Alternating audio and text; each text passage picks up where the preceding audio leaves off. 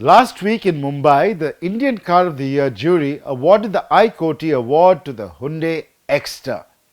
The car was a deserved winner as it was, in my opinion as a jury member, a commercially successful vehicle and also represented India's shift towards buying SUVs. According to sales statistics today, almost 60% of India's passenger vehicle sales will be SUVs this year. But that does not mean it will be an SUV that wins the Indian Car of the Year award next year, because there are some really interesting contenders that are coming out of the market.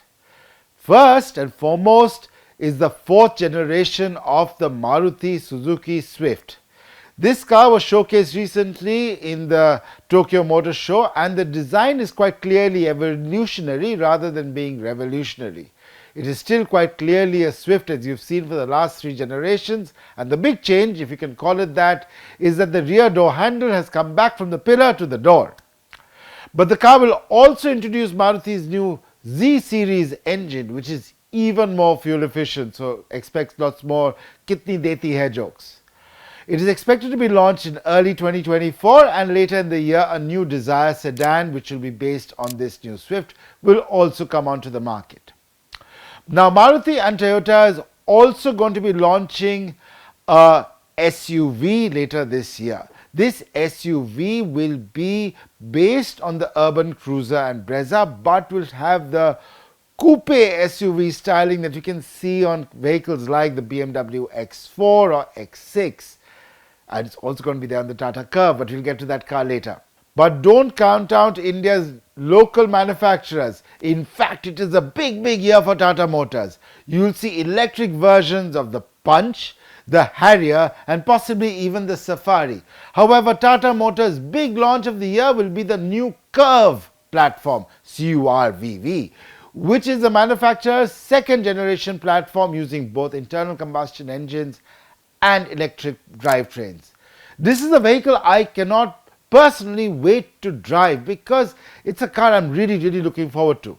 As for Mahindra, their born electric platforms are still a year away in 2025, but this year will see significant facelifts of the XUV 300 and XUV 700. But the big one everybody's looking forward to is the 5-door version of the Thar, which the manufacturer hopes will make the off-road lifestyle car a lot more appealing to the family crowd.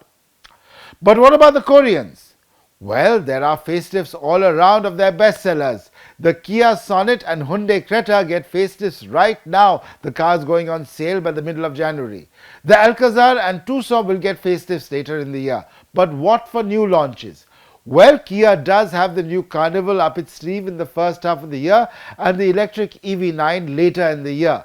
As for Hyundai, there is a very slim possibility that the Ioniq 6, the sporty EV, and the new Santa Fe SUV will come onto the market. But very honestly, it's more likely that BTS tours India before any of those two cars come to the market. And what about the others? Stellantis India, that looks after both the Citroën and Jeep brands, will launch a third vehicle on their CQ platform for Citroën. There will also most likely be an electric version of the C3 Aircross. Jeep is definitely bringing the 2024 model year of the Wrangler, and there's been a lot of speculation of Jeep's smaller than Compass Avenger. Nissan India will bring in the Qashqai and Juke and possibly the X-Trail cars they've been talking about bringing into India for a while now. These are cars that will come in as full imports. Now, depending how the deal between SAIC and JSW pans out, we could see a lot of new vehicles from the Chinese manufacturer which wears the MG brand. This could be the MG5 EV. Honda is also talking about bringing an electric version of their Elevate SUV, but will that come out in 2024 or the year after? Now, what about the Germans? What about the luxury German car makers? Well, this year you're going to see new versions of the long wheelbase E-Class, and for the first time ever, a long wheelbase version of the BMW 5 Series. There will likely be electric versions of both these cars as well. Definitely the i5 is coming to India. There's also a new BMW X3. there will be other electrified vehicles from the car makers such as the EQS SUV from Mercedes, the second generation EQC. But this is just a small teaser because Skoda and Volkswagen are also doing some major launches. You are going to see electrics from the car maker for the very first time, the Volkswagen ID4 and Skoda Enyaq, as well as new versions of the Volkswagen Tiguan and Skoda Kodiaq. Will the Skoda Octavia make a return? Well, we told you, Indians love SUVs, so we don't know. And keep on watching our automotive videos here at The Print, where we take the cars to some really exciting places as we did in 2023. Please go ahead and watch those videos if you haven't watched them before. And we also talk about the latest models of cars.